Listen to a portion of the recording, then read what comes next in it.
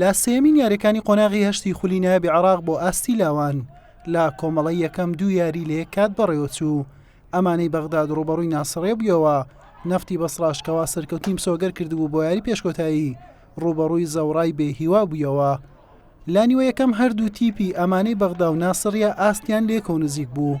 هێرشیان ئاڵ و گۆڕ دەکرد بەبێ تۆمارکردنی گۆڵ. نیوە یەکەم بەبێ گۆڵ بە کۆتا هات.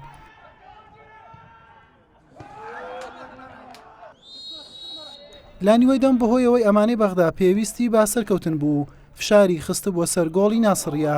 تیپی بەرامبەریش بە هێرشی هەڵگەڕاوە یاریان دەکرد و مەترسیدار دەردەکەوتن تا کۆتایی یاریەکە بەم ئەنجامە مایەوە و بە یەکسانی بەبێ گۆڵ بە کۆتا هات. ناسڕیە گەیشتە یاری پێشکۆتایی. أول شيء بسم الله الرحمن الرحيم، ألف مبروك إلى جمهور نادي الناصرية. سەرەتا بەناوی خوای گەورە میهرەبان پیرۆزە لە هاندەران یانی ناسڕیە و لە ستافی ڕاهێنەران دوای ئەو ماندووبوون و هەوڵدانە یاریزانەکان درێغیان نەکرد. ئەوە دڵخۆشی یاریزانەکانە کە یەکەم جارە لە خولی یاری دەکەن بێ ئەزمون و بێ پاڵپشتی.